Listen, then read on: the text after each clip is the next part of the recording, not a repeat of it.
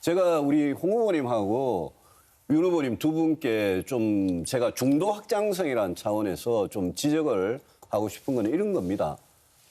본선에 가면 중도 확장성이 제일 중요하고 수도권 중도층, 청년층 마음을 살 수 있는 후보, 그런 후보가 이제 표를 제일 많이 가져올 수 있는데 두 분이 여론조사를 보면 비호감도 1, 2위예요.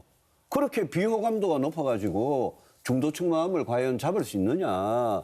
저는 뭐 이거 뭐 질문은 뭐 서로 이렇게 자유롭게 하는 그런 분위기는 아닙니다만은 예. 그런 생각이 좀 듭니다.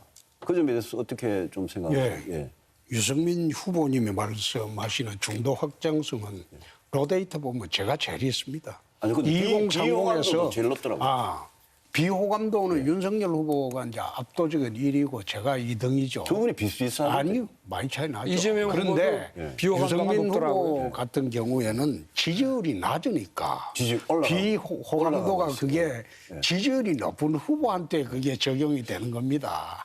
아니요, 과거에 예. 비호감도 그렇게 높지 않았거든요. 대통령 된 사람들이. 그게 확장성의 문제 아니겠습니까? 비호감도라는 게. 그렇지 않습니다.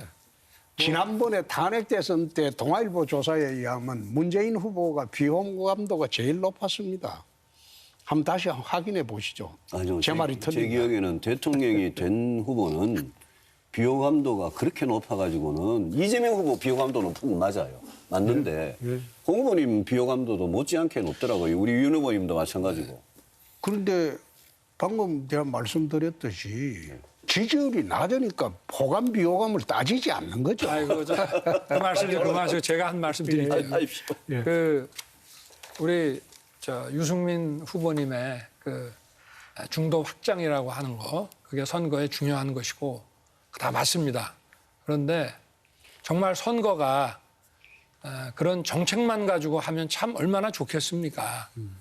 그런데 매번 할 때마다 이제 그 정책을 보고 그 판단하는 것보다는 다른 요소들이 많이 작용을 하지 않겠습니까? 그리고 이제 우리 원 후보님께서는 선거 과정만 보시는데 이제 선거 끝나고 대통령이 됐을 때 어떻게 할 수 있을 것이냐를 이제 보는데 제가 지난 금요일 날 우리 원 후보님하고 토론할 때도 얘기를 했습니다마는 이 부패 문제라고 하는 게 단순히 법 집행과 사법 처리의 문제가 아닙니다. 국가의 근본과 관계 있는 것이고 이 부패 구조가 제대로 처리가 안 되면 소위 말하는 사회적 자본이 다 훼손이 돼가지고 지금 그런 얘기도 있지 않습니까? 우리가 경제 성장에서 무슨 뭐 생산하면서 뭐 경제학을 하셨으니까 자본과 노동의 그 투입으로 이제 그 산출이 나오고 경제 성장이 된다 하는데 옛날에 소련 같은 나라는 그 엄청난 자본과 그 노동력을 가지고 왜 한계에 부딪혔느냐?